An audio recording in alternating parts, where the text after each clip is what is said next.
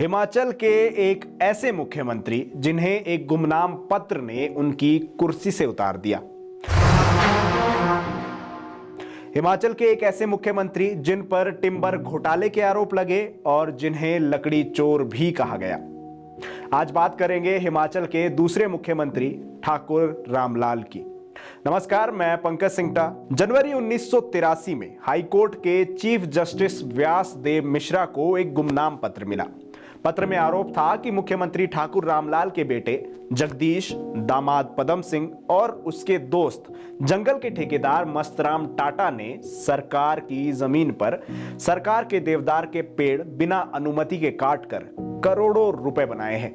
इसके बाद जब हाईकोर्ट ने आदेश दिए तो खलबली मच गई।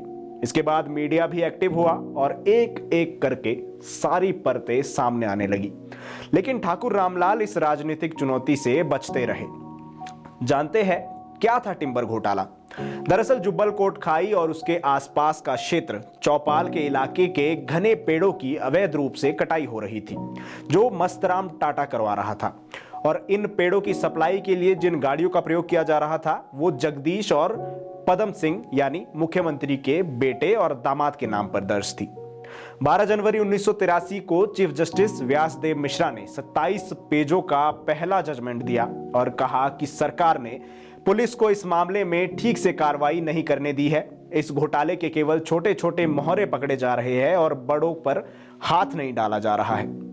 उस समय की एक मैगजीन की अगर बात करें तो उसमें एक रिपोर्ट के अनुसार बताया गया था कि सरकारी आंकड़ों में इस घोटाले को मात्र 10 करोड़ का बताया गया है, लेकिन उस लकड़ी की कीमत बाजार में 200 करोड़ है। इस पूरे प्रकरण के बाद अभी तक सब कुछ ठीक चल रहा था, लेकिन विवाद शुरू हुआ एक बयान से। इंदिरा गांधी के आदेश पर उस समय के इंदिरा सरकार में होम मिनिस्टर रहे पीसी सेठी को ठाकुर रामलाल से सफाई मांगने को कहा गया। ठाकुर रामलाल जोश जोश में दिल्ली चले गए और वहां उन्होंने प्रेस कॉन्फ्रेंस की और कहा कि मुझे राजीव गांधी ने आश्वासन दिया है कि मुझे किसी भी तरीके से परेशान नहीं किया जाएगा। उस समय राजीव गांधी कांग्रेस के महासचिव थे और साथ ही कुछ राज्यों के प्रभारी भी थे, जिसमें हिमाचल भी शामिल था। जैसे ही राजीव गांधी का नाम सामने आया तो कहा जाने लगा कि खुद को क्लीन बताने वाले राजीव गांधी टिम्बर घोटाले के आरोपी को बचा रहे हैं। इस पूरे प्रकरण के बाद ठाकुर रामलाल को इस्तीफा देना पड़ा और उन्होंने मुख्यमंत्री पद के लिए 2 नाम आगे बढ़ा दिए। पहला नाम था उस समय के मंडी से विधायक पंडित सुखराम, जो ठाकुर रामलाल की कैबिनेट में पीडब्ल्यूडी मिनिस्टर भी थे, जिनका उस समय मुख्यमंत्री पद के लिए सबसे ज्यादा दावा था। लेकिन इंदिरा और राजीव के दिमाग में कुछ और ही चल रहा था। उनके दिमाग में था राज परिवार से आने वाला एक नौजवान जो उस समय इंदिरा सरकार में राज्य मंत्री था, नाम वीरभद्र सिंह। वीरभद्र सिंह को हिमाचल का मुख्यमंत्री बनाकर हिमाचल जाने को कहा गया और इसके बाद ठाकुर रामलाल को वीरभद्र सिंह के नाम का प्रस्ताव रखना पड़ा। ठाकुर रामलाल 1957 से 1962 तक क्षेत्रीय परिषद के लिए चुने गए थे। उसके बाद ठाकुर 1957, 1962, 1967, 1977 और 1980 और 1982 में जुब्बल कोटखाई निर्वाचन क्षेत्र से हिमाचल प्रदेश विधानसभा के लिए चुने गए। ठाकुर रामलाल का बतौर मुख्यमंत्री पहला कार्यकाल 28 जनवरी 1977 से 30 अप्रैल 1977 तक, यानी मात्र 3 महीने का था। इसके बाद 29 जून 1977 से 13 फरवरी 1980 तक वो हिमाचल प्रदेश विधानसभा में विपक्ष के नेता रहे। इसके बाद 14 फरवरी 1980 को ठाकुर रामलाल एक बार फिर हिमाचल के मुख्यमंत्री बने और 7 अप्रैल 1983 तक उन्होंने मुख्यमंत्री का कार्यभार संभाला। उनके मुख्यमंत्री पद से इस्तीफा देने के बाद उन्हें आंध्र प्रदेश का गवर्नर बनाकर भेज दिया गया। इसके बाद भी उनके अंदर हिमाचल की सत्ता में वापसी की होड़ लगी हुई थी। वो किसी तरह से आलाकमान के सामने अपने आप को फिर से साबित करना चाहते थे। इसके बाद उन्होंने कुछ ऐसा ही करना चाहा, लेकिन इस बार वो अपने राजनीतिक करियर से हाथ धो बैठे।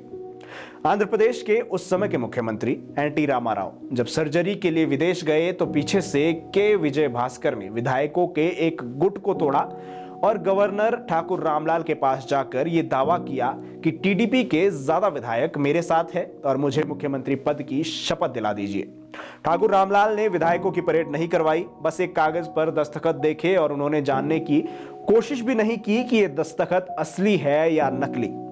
और ठाकुर रामलाल ने विजय भास्कर को मुख्यमंत्री पद की शपथ दिला दी। एनटी रामाराव को जैसे ही विदेश में इस बात की खबर मिली तो उन्होंने जल्दी से अपनी सर्जरी खत्म करवाई और भारत वापस आ गए। इसके बाद एनटी रामाराव ने दिल्ली के विजय चौक से राष्ट्रपति भवन तक एक जुलूस निकाला, जिसमें टीडीपी के आधे से ज्यादा यानी 161 विधायक उनके साथ अपने पहचान पत्र को हाथ में लिए साथ चल रहे थे। यह गवर्नर के फैसले पर एक बहुत बड़ा तमाचा था, क्योंकि यहां साफ देखा जा सकता था कि बहुमत किसके साथ है। एनटी रामाराव की अगुवाई में 161 विधायक और मीडिया उस समय के राष्ट्रपति ज्ञानी जैल सिंह से मिले और उसके बाद यह सारा जुलूस रामलीला मैदान पहुंचा, जहां सभी विपक्षी दल की एक रैली उनका इंतजार कर रही थी। रामलीला मैदान में एनटी रामाराव खूब गरजे और कहा कि यह इमरजेंसी के दिनों की याद दिला रहा है। इंदिरा गांधी की चिंताएं बढ़ने लगी। उन्होंने सांसद शंकर दयाल शर्मा को आंध्र प्रदेश का नया गवर्नर बनाकर भेजा। इसके बाद शंकर दयाल शर्मा ने कांग्रेस के मुख्यमंत्री विजय भास्कर राव से कहा कि वह अपना बहुमत स्पष्ट करे, जो वो नहीं कर पाए, और एनटी रामाराव को एक बार फिर आंध्र प्रदेश का मुख्यमंत्री बना दिया गया। इसके बाद शुरू हुआ ठाकुर रामलाल के राजनीतिक करियर का अंत। वह मुख्यमंत्री की शपथ लेना चाहते थे, लेकिन उन्हें राजनीति से ही हाथ धोना पड़ा।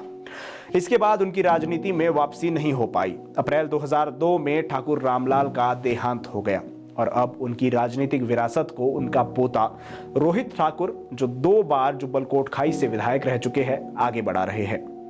तो ये कहानी थी हिमाचल के दूसरे मुख्यमंत्री ठाकुर रामलाल की। आपको ये जानकारी कैसी लगी हमें कमेंट करके जरूर बताएं और देखते रहे टीएसआर की सीरीज सियासत हिमाचल मुख्यमंत्री। धन्यवाद। टीएसआर की कोई भी अपडेट मिस ना करें, हमारे फेसबुक पेज को आज ही लाइक और फॉलो करें। TSR Digital TV, opinion to impact.